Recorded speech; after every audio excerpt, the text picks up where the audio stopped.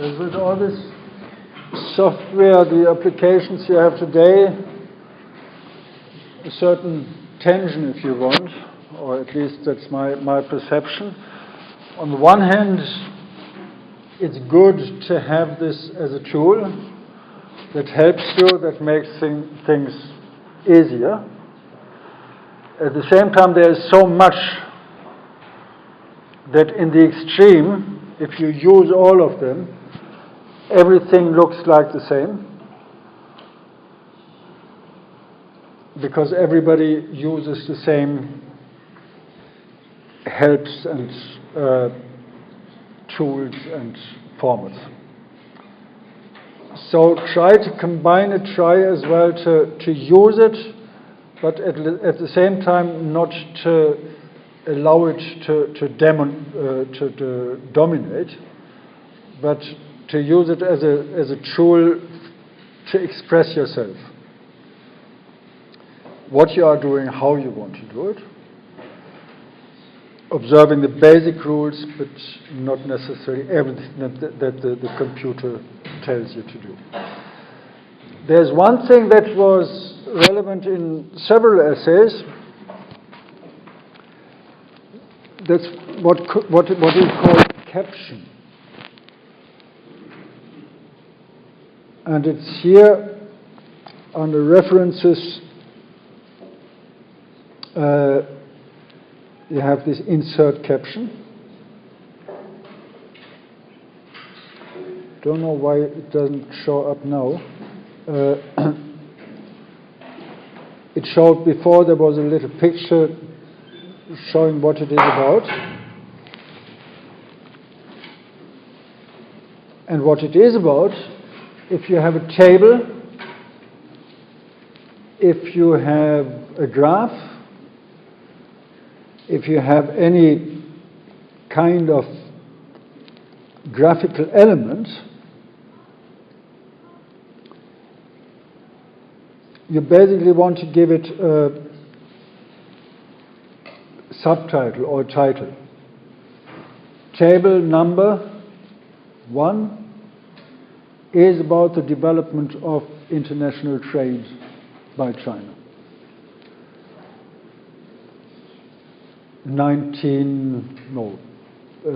2000 to 2015. Table 2, same topic, but over a longer period of time, from 1900 to 2000. So you have different tables. One is on page 2, the other is on page 15. Then you, of course, you forgot, is this actually the second table or is it which number ever? And you forgot the format. What was the format of your caption? And this is what you do here. You just insert, there it is, that's the caption. There you insert the same format for every caption. And it automatically numbers. It automatically gives the number. This is table, figure, picture, photo, whatever it is, you can define it, number so and so. It's a very simple way. It looks nice. That's the one thing. But it is as well, again, about legibility, accessibility. You see immediately, okay, this is this. And see immediately is not just seeing it. You can see it as well. Of course, we can read. We know there is photo, there is graph, there is whatsoever. We read it. But we are not rational beings only. There is this optical effect. It's easy to capture. That's why it's called caption. And it should be short. short, concise, GDP 1900 to 2000. Not this is the development of GDP in China over this and that period, considering da-da-da. Just short, in the text you have the explanation. As shown in figure or table 15, we can see from the GDP development over 100 years, and then you have the explanation. But don't have it just in the caption. The caption is just capturing it, telling you in a brief subheading, if you want, it's about this. Short, concise, standard format in terms of one format. There's another thing. Why it is important, or why it can be important. Headings, the things I showed you before, and captions can be used then to insert, as I said, you have to check out with your software, somewhere a table of contents. You want to have in the table of contents all headings of the main chapter and the second subchapter. You click on it, and it automatically creates this table of content. If it's one page with 2 headings, or if it's 1,000 pages with, I don't know, 100 or 50 headings. Now it is about the main headings, main chapters, and you can decide how many levels you want to have shown. It's the same with the captions. If you want to make a table of graphs, you can do the same. One kind of, well, probably 2 mouse clicks or something, and it inserts where is which table with the caption. But for this you have to use it this way. If you do it with this hand formatting method, it won't. Then you have to go through the text and say, all right, this is page so-and-so. I'll do it. Go back to the table of content, and that's what it is. This is how you create a table of content, basically. I gave every name of the submitted essay a heading, formatted as heading. That's about, well, it's over 100 pages. So I have here the overview as table of content with all the names and the marks. About 2 minutes.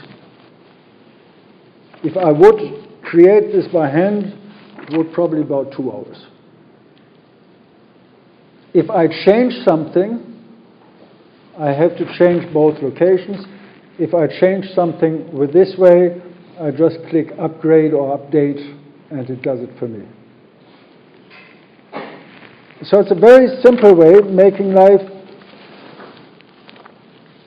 easy, at least taking some of the problems that are linked to writing an essay away from you. The same is true if you create your table, the statistics. Or at the end, if you have your list of references, bibliography, what you can do, you just write it down. You write down the names, beginning with the name of the author, surname, name, and then it goes on. You have the different names from A to Z, and of course you don't have this. What you have is A, O, P, B. It's not in alphabetical order. Don't worry. X, W, where does it belong? Write it in the right position. Don't worry. Just write it as it comes. There are other ways you can do it even more effective with the automatic bibliography. But this is a very simple way. If you have long lists, write them in which order you have them. Then you go to table, sort, and it automatically sorts them according to numbers or to the alphabet, whatever is in front of it. Very simple thing, very effective, and avoiding these masses of reference lists, bibliographies I saw, where there was apparently no knowledge of the alphabet. It was stated in the document you got how to make these references in the text and in the bibliography. There had been bibliographies.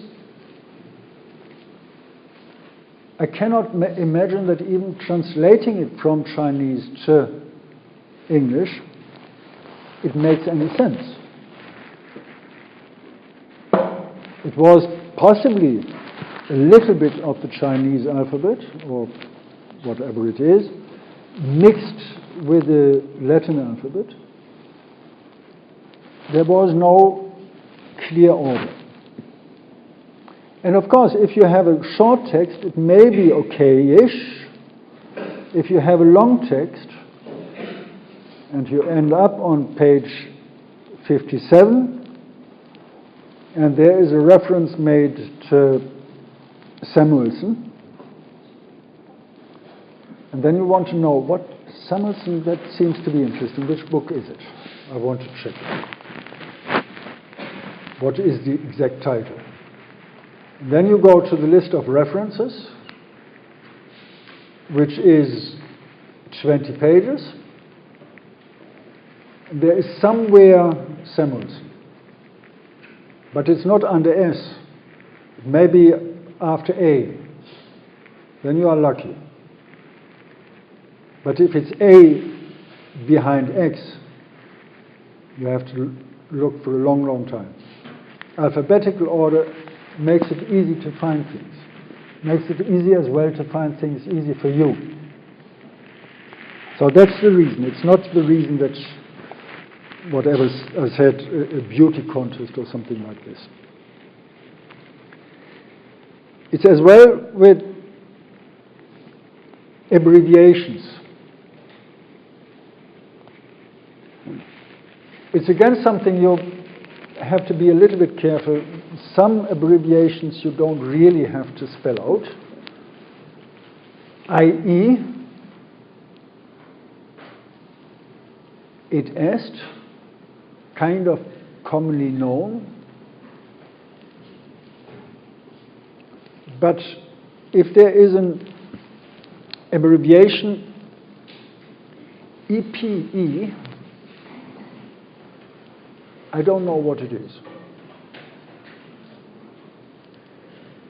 It is not a common abbreviation, not even for this context in which it had been written. And I say this because sometimes it is a criteria that you are writing about the European Union. A very basic, very general text. You don't really have to say EU stands for European Union. There are some things kind of everybody who reads that text will know it, because it's so common.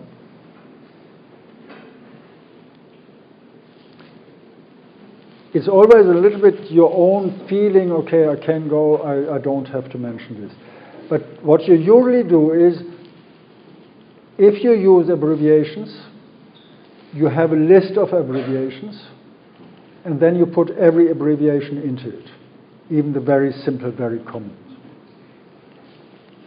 First abbreviation, IE, and then it est. And you use it est. You could use it is, but IE stands for it est, so you use that.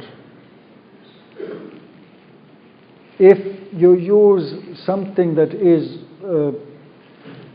an abbreviation for something, for instance, you write an English text for international readership, you write something that is a common abbreviation in China. You use the original, and then as addition, you have here the explanation and translate it into English or whichever language. So it may be here the abbreviation for some Chinese organization, institution, whatsoever. You say, this is it, and then you translate it, because it may be actually that the letter, the sequence of the letters, or the letters change.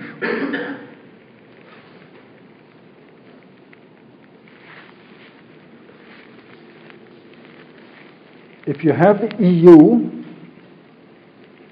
in English it is the European Union. In French it is the Union Européenne. So in French you would have UE. ONG, Organisation non-governmental, non-governmental organizations. Non-governmental organizations, ONG in French. So you have a change there.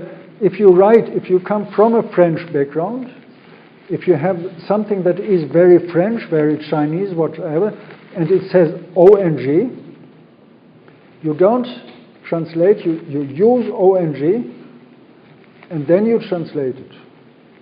Now, it's again something difficult in this way, that if it is something that is translated, non-governmental organization and organization non-governmental, you would translate it and use the English one. You would translate the Chinese for I don't know what civic society organizations or something. You would translate this, but you would not translate the Ministry of Interior Affairs Department so-and-so. You use this, the Chinese abbreviation, and then you translate it. It's as well important, it's not just, again, a standard. It is important. If I then look for something, then I know immediately what it is about.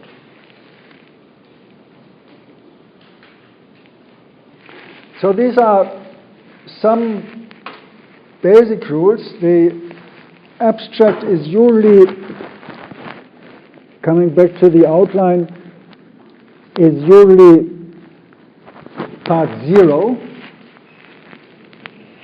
And then you start with chapter 1, chapter 2, but use as well subheadings. Just to make clear, there is a new topic basically coming up. International trade, export, import, or heavy industries, services. Something that makes sense where you have a subheading that explains where you are.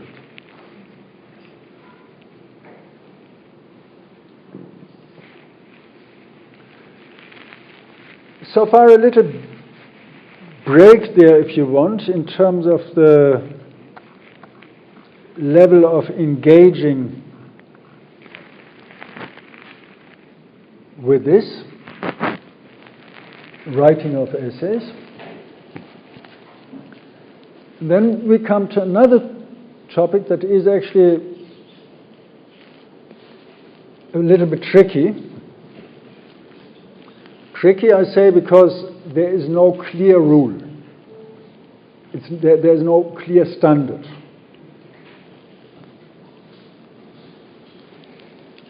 But in this paper, we would like to explore. That made me aware, again, of the importance of this item, writing. Who are we?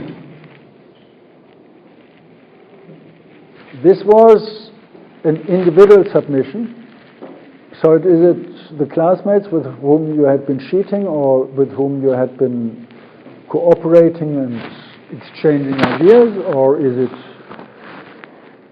who is we? Now personally, I would say, it is I, it's me.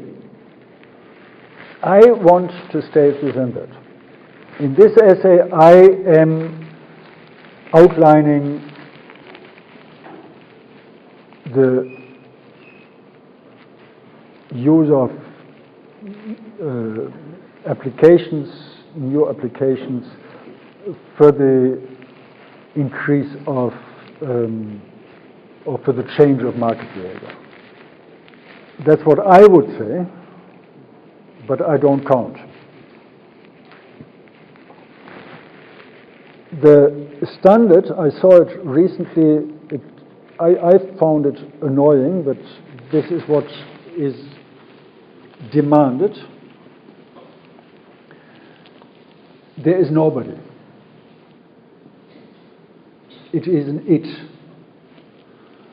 We are desubjectivized. And it is stated, this essay is dealing with, which of course means as well you shouldn't have any opinion. And this is why I'm very critical about it. Of course you have an opinion. But the requirement would be there to say one could claim, or it is occasionally claimed, and then you actually have to, this is part of it, you have to reference everything. Be careful with it. This is the standard. There are no people anymore. There's only an it. There's a neutralized. You kind of have to accept it in writing. Several people would reject an essay if it is I do. And even if you accept the rule, you should not accept this dehumanization. You should make your opinion. Of course, as I said, you should have reasons for it, and you have to make them clear with references. And letting the reader know from where you have the information. It's again something kind of tricky. Of course, you don't make a reference to everything. There are certain standard things you can say if it is a standard knowledge. You don't have to make extensive reference to everything like you say, that China has a president. You don't have to go into details there and make a different reference to presidency in China, if it is not about Of course, if it is about writing the president, role of the president, you have to refer to it. But if you write about economics and mention the PRC, you don't have to make a reference there. PRC as outlined the history and whatsoever. There are some things that are common knowledge if it is dealt with in a very general way. It depends on the level you engage with it. You don't have to make reference, I mentioned this earlier, if you consult with your classmates. I encouraged you, I hope I did sufficiently, to work together, to exchange ideas, to discuss things, to discuss your drafts. I'm not allowed to discuss drafts you submit. You can discuss drafts. It's great. But be careful. It is about working together. It is about encouraging you, stimulating you mutually. There was one term coming up in different essays which didn't make any sense to me. And I checked it on the internet. I checked more or less thoroughly. It still didn't make any sense to me. It's the term ponits. I think it is a misspelling or something about policy or something, because it was referring to this context. So basically, what you did is somebody picked it up, and it was circulating like a kind of virus. Now, I don't know, perhaps if somebody says there is this term, please inform me. Perhaps I'm wrong. I just didn't find it. But be careful. And there was definitely one thing that I don't know how it moved into this circulation, but it was wrong. That the same person,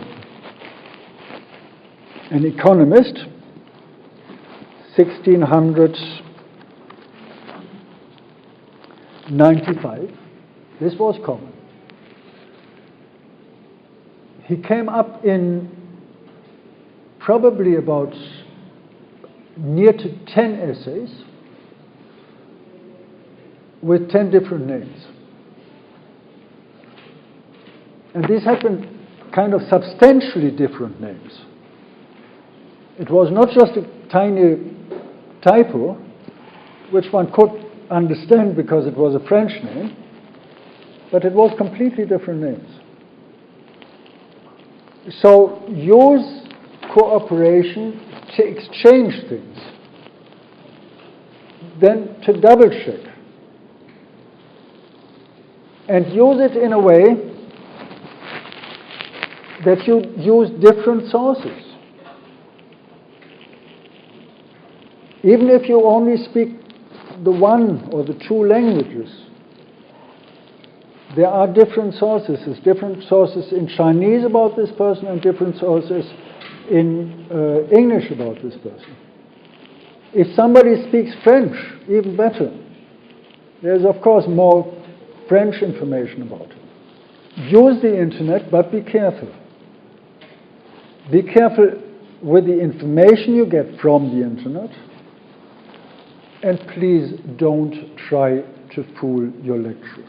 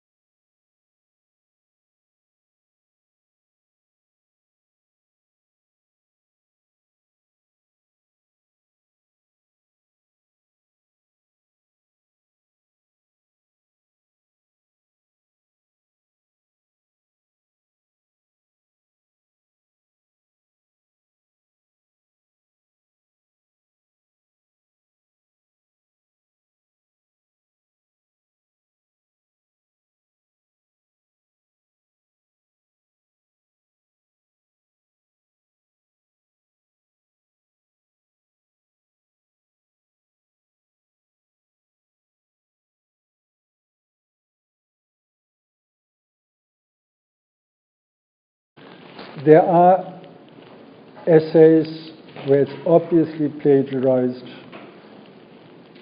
and you can even see it. If you want to fool your lecturer, be at least so clever that you hide it.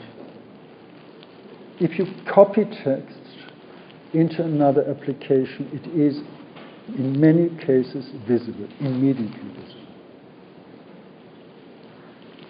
And this, of course, means that your lecturer will check, being attentive now, is it? Because we don't know every text that had been written and published on the internet or published in books.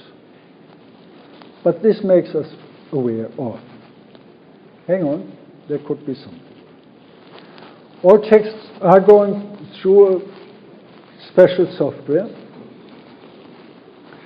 And I say this now because I checked something. I was suspicious. I didn't find anything on the internet. I sent it to somebody else, and he said, yeah, it's from Wikipedia. I said, that's strange. I tried the same, what you did, and I didn't find it. No, but it's there. I tried again. I didn't find it. Maybe that it came up in search position 1000 or something. But that's why I say as well, computers react kind of weird. I have a different computer, I have a different application, I have different languages.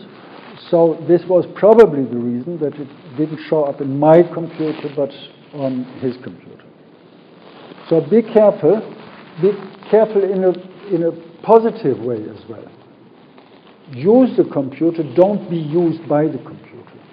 Use or be aware of language matters not only for you, but as well for the computer. Make the computer aware that you are looking for English information on it or something. If you use Wikipedia, Baidu, there are many websites like this. It's fine. It's not the best source. There's so much rubbish published on Wikipedia. Sometimes it's simply rubbish. Sometimes things are not updated. There are different reasons. Sometimes there are different opinions. That's why I said as well, if you speak different languages, don't think the English, if you have Wikipedia, check something on the Chinese Wikipedia, don't think the English is the same. Sometimes there's a huge difference. Simply in the amount of information you get. Use it, but know how to use it. If you speak different languages, use it in different languages. Sometimes it's as well good as translation tool.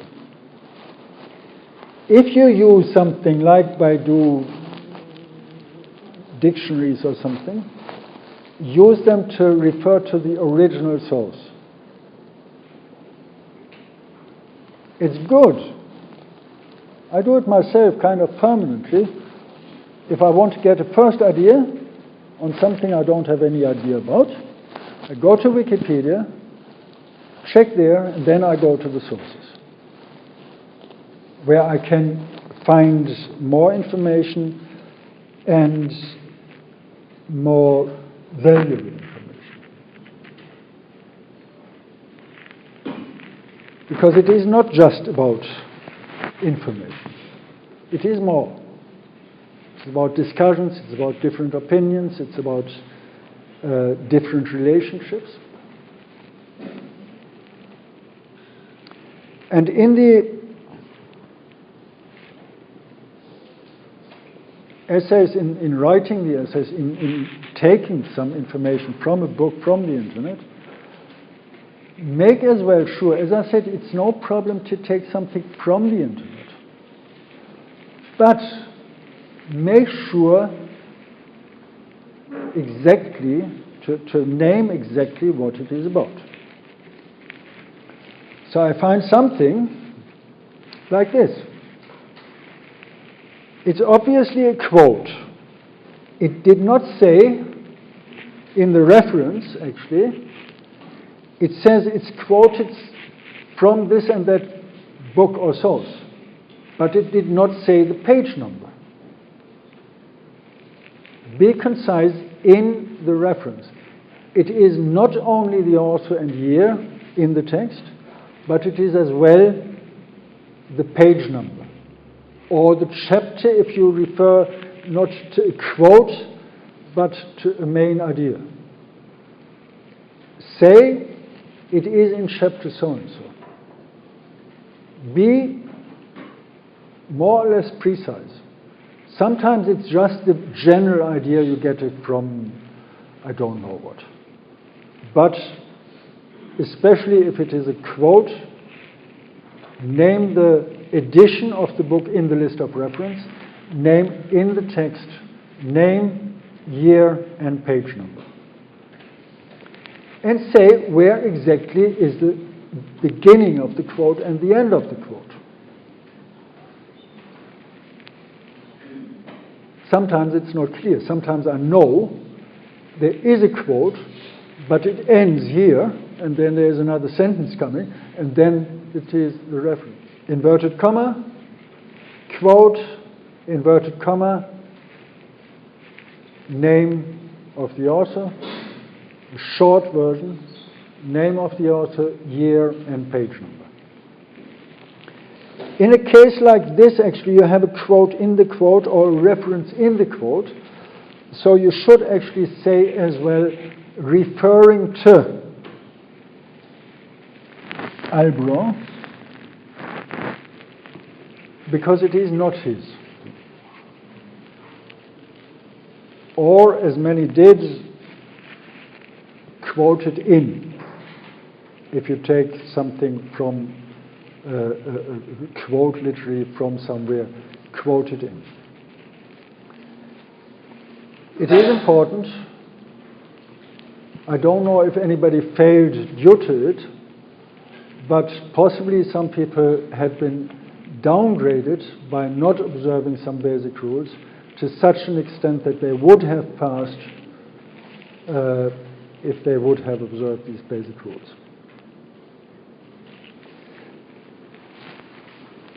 It is as well for yourself, because if you come back to it, permanently happens to me. If you come back to it at some stage, you want to know, oh, where did I find it? And then you are struggling. It may be a day later, it may be a year later. Where did I find it? And before you go through the 100 pages or 200 pages, or even more, you find here the information. You know I quoted it, you find the quote, and you still want to go back to the original. That's an easy way to find it. I know it is about language, but not only. Some things, actually language doesn't really play a major role. At least things are easy to be understood. But sometimes, and in many cases, it is actually not about language, but it is about really what are you expressing? What do you want to say? What are you talking about? And unfortunately, we are all pushed into this direction to be a little bit sloppy, using language. Maybe. I just say maybe because I hear maybe. There seems to be a standard phrase if you learn Chinese, if you learn English. Chinese people learn English. The phrase maybe is a standard thing. Maybe. If you mean maybe, say maybe. If you want to say, we meet at 3 o'clock the afternoon, don't say, we may be meeting, we may meet at 3 o'clock. Say we meet at 3 o'clock, not maybe. You ask, may we meet at 3 o'clock? Are you available at 3 o'clock? That's another story. But if you say we meet at 3 o'clock, don't say we maybe meet at 3 o'clock. The pursuit of the interests of maximization is nothing more than their biggest purpose. And restricting their pursuit of interest is undoubtedly the market competition. Now, there is a connection between the restriction of the pursuit of interests by market competition. But this is not what you want to say. The restriction is another one. It is only a restriction of achieving high results. This is a huge difference. Of course you try to pursue your interest. Actually, competition pushes you towards it. You want even more. Try even harder. But due to competition, the results will be different. So be precise, and writing is in many cases as well about thinking then again about every single sentence. That's another reason for proofreading, actually. To think about it more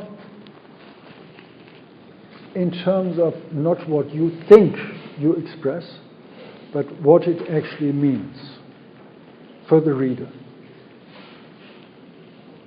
As I said, we are all getting there, being sloppy, neglecting these things easily, because it's easy to say something, but we should be careful. So we have another break.